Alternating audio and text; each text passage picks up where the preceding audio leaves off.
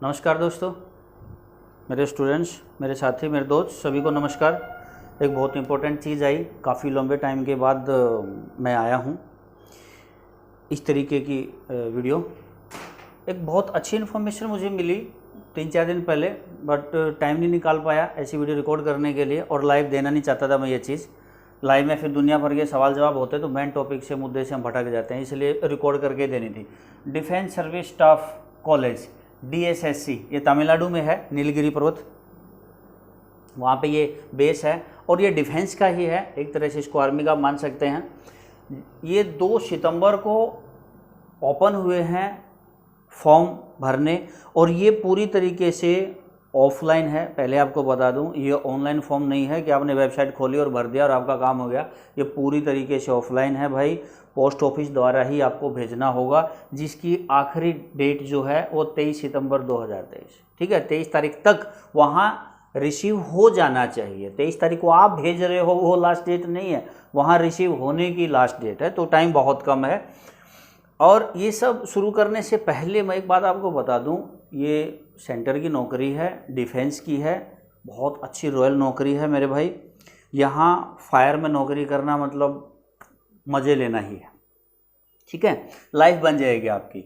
Post कम है लेकिन पूरे चांस हैं आप लोगों के नौकरी के, क्योंकि इस तरीके की जो ज़्यादा हाइप नहीं बनती है नौकरियों की, इस तरीके की जो पोस्ट निकलती हैं, जो थोड़ी कम पोस्ट निकलती हैं, बहुत ज़्यादा पॉपुलर नहीं होती हैं, तो बहुत ज़्यादा लोग अप्लाई भी नहीं करते हैं। और थोड़ी पोस्ट मान के बोलते हैं थोड़ी सी है, नंबर तो आएगा नहीं यार, ये सोच के ना अप्लाई भी नहीं करते हैं बहुत लोग। और ऑफलाइन तो बहुत कम अप्लाई कर रहे हैं आजकल। तो अभी मैं आपको बता देता हूँ, इसमें कई तरह की पोस्ट हैं, लेकिन सबसे ज़्यादा वैकेंसी फायरमैन की ही है भाई। सबसे ज़्यादा वैकेंसी फायरमैन की है।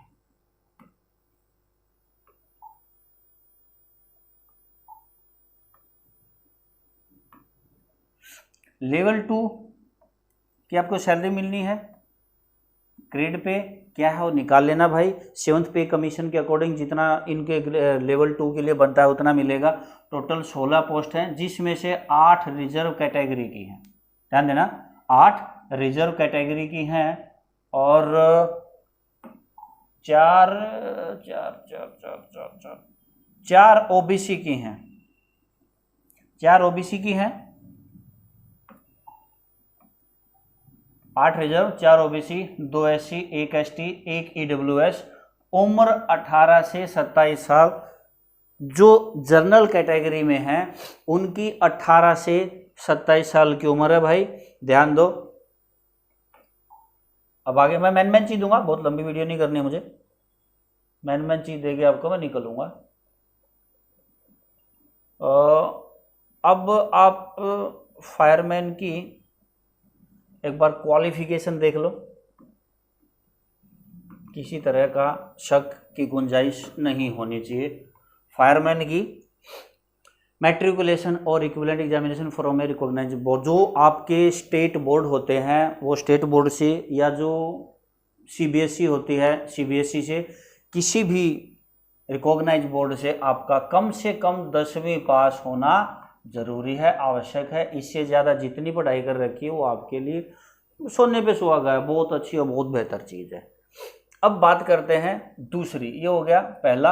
अब दूसरा है must process the civilian driving. आपका heavy vehicle driving licence, HMV, heavy motor vehicle का लाइसेंस आपका होना चाहिए। पुराना नहीं मांगा गया है, ये बाद में कमेंट करके मत पूछना कितना पुराना। अगर आपका फ्रेशर भी है तो भी चलेगा, ये जो 2 तारीख को फॉर्म ओपन हुए हैं उससे पहले का होना चाहिए। इसके बाद तीसरा आपका सर्टिफिकेट मांग लिया है, मिनिमम 6 मंथ। मैं काफ़ी लंबे टाइम से, कई सालों से बोलता आ रहा हूँ, शायद जो लोग मेरी नई वीडियो भी देखने लगेंगे, आज पहली बार देखेंगे, उनकी नहीं कह सकता, लेकिन कई सालों से देख रहे हैं तो वो एक्सेप्ट कर सकते हैं इस चीज़ को, कि मैं कई सालों से बोलता आ रहा हूँ कि अभी तक काफ़ी सारे डिपार्टमेंट तो डिप्लोमा डिग्री मांगने लगे हैं। अब धीरे धीरे जो डिपार्टमेंट बच गए हैं ना, वो भी क्वालिफाइड कैंडिडेट ही ढूंढ रहे हैं कि भाई सेम फील्ड में जो रिलेवेंट फील्ड है, जो संबंधित आपका क्षेत्र है, उसमें कहीं पहले आप कुछ ना कुछ ट्रेनिंग डिप्लोमा डिग्री करके आए हुए हों तो ही हम आपको लेंगे। वही चीज़ अब देखो शुरू डिफेंस में भी मांगना शुरू कर दिया है। तो certificate of minimum 6 month, minimum 6 month का मतलब ये नहीं है कि 6 मंथ का ही होना चाहिए और कोई नहीं चलेगा। कहने का मतलब है 6 महीने से कम ड्यूरेशन का, 3 महीने का, 4 महीने का, 1 महीने का, 45 दिन का, 35 दिन का, ऐसा कुछ भी नहीं चलेगा। कम से कम 6 महीने का कोई सर्टिफिकेट होगा तो आपका चलेगा, जिसमें आपको first aid, fire fighting appliances और फायर पंप, फायर टेलर वगैरह सिखाए गए हों। ये होना चाहिए फ्रॉम रिकॉग्नाइज्ड ऑर्गेनाइजेशन और अंडरटेकिंग। रिकॉग्नाइज्ड ऑर्गेनाइजेशन का मतलब है कि जो किसी भी स्टेट की भर्तियों में जो लफड़ा चलता है वही सेम यहाँ भी है। रिकॉग्नाइज वो संस्था होनी चाहिए या रिकॉग्नाइज संस्था के अंडरटेकिंग में वो काम कर रही हो। जैसे आईटीआई होती हैं तो प्राइवेट आईटीआई दे देते हैं, तो वो दोनों आईटीआई बराबर सेम काम करेंगी। स्टेट गवर्नमेंट की आईटीआई हो, स्टेट गवर्नमेंट के कोर्स हों या सेंट्रल गवर्नमेंट के हों, दोनों बराबर काम करेंगे इसमें।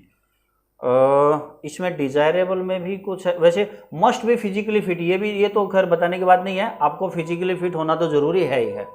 Desirable 1 year experience in trade, अगर आपका एक्सपीरियंस भी है सेम फायर की ट्रेड में कहीं भी, एक ऐसी जगह काम करने का जहां का एक्सपीरियंस लेटर मायने रखता है, ठीक है, तो वो आपका पहले ऑप्शन तो क्या गया, आपको प्रेफरेंस, आपको प्राथमिकता दी जाएगी। भाई ये साफ लिखा गया डिजायरेबल है, ठीक है।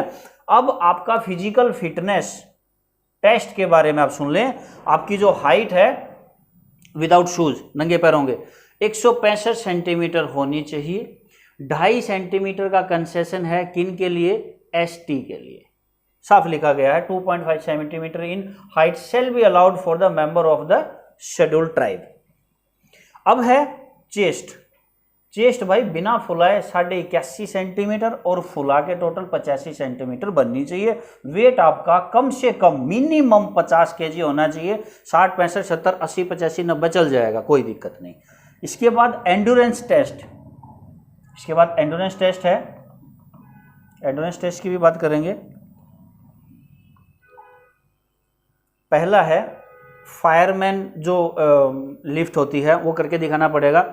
एक फायरमैन 63.5 किलो का या तो एक दूसरे को कंधे पे लाद देते हैं, या फिर उनके पास एक तोल किया हुआ बोरी होता है रेत का या किसी भी चीज़ का, वो बोरी कंधे पे लाते हैं। तो ये फिजिकल है भाई, 183 मीटर भागना है 96 सेकंड में, 63.5 किलो वेट कंधे पे ठाक है, सीधा सा साफ क्लियर मामला।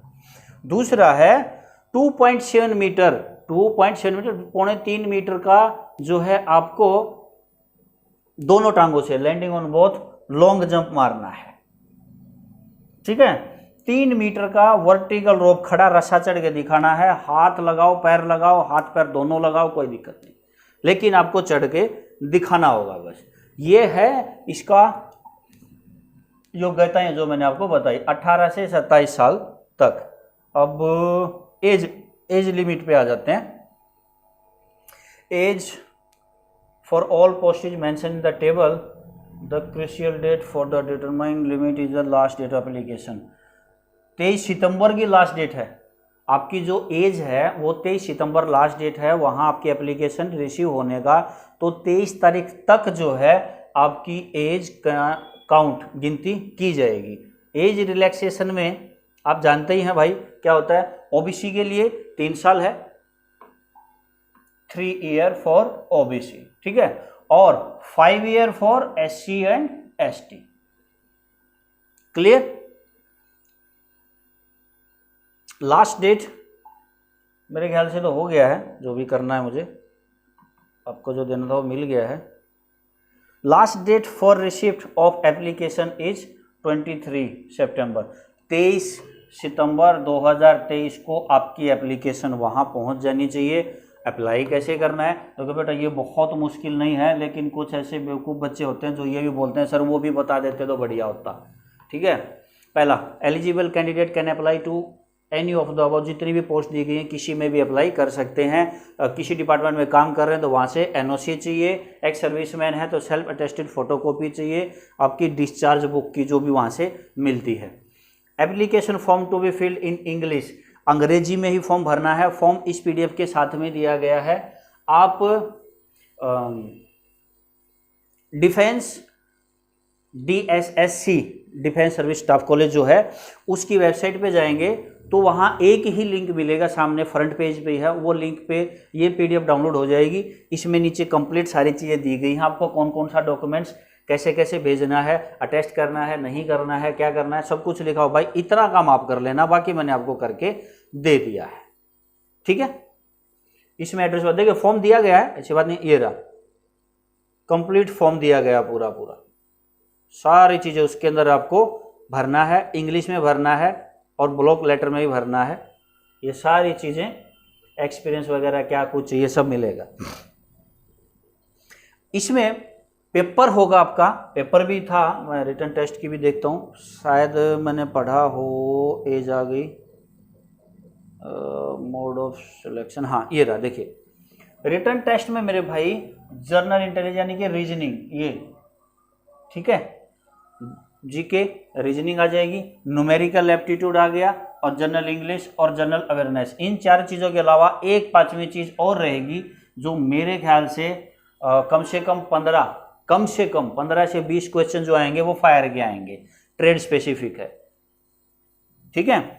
The request come answer paper will be English, ये हिंदी और इंग्लिश, पेपर हिंदी इंग्लिश दोनों में, फॉर्म इंग्लिश में भरना है आपको, लेकिन जो पेपर आप दोगे, रिटर्न दोगे, जो ऑप्शन भरोगे उस हिसाब से, इंग्लिश का भरोगे तो इंग्लिश, हिंदी का भरोगे तो इंग्लिश, दोनों ही आपको मिल जाएंगे। इसमें सिंपल सा है, पहले आपको शॉर्टलिस्ट करके रिटर्न टेस्ट के लिए बुलाया जाएगा, जो रिटर्न टेस्ट में क्लियर होंगे उनको फिजिकल टेस्ट के लिए बुलाया जाएगा, फिजिकल टेस्ट के बाद मेडिकल होगा, आपके डॉक्यूमेंट वेरिफिकेशन होगी और आपकी ज्वाइनिंग हो जाएगी। और भले ही 16 पोस्ट हैं, यकीन मानिए 16 पोस्ट में से मैं ये चाहता हूँ कि मेरे कहने से आप अगर 100 बच्चे भी फॉर्म भरते हो ना तो 16 में से 10 बच्चे तो अपने ही नौकरी लगेंगे, ये मेरा विश्वास है। बाकी आपको जो सही लगे आप देख लेना। और किसी तरीके की इन्फॉर्मेशन बची तो नहीं है, फिर भी चाहें तो कमेंट कर देना, कमेंट में मैं कोशिश करूँगा कि आप लोगों के रिप्लाई दे सकूँ। और बस ज़्यादा कुछ नहीं है, इतना टाइम काफ़ी है। फिर मिलता हूँ किसी अच्छी इन्फॉर्मेशन के साथ, कोई बहुत बढ़िया जानकारी हुई तो डेफिनेटली आप सबके सामने आगे बताऊंगा। जय हिंद, जय भारत।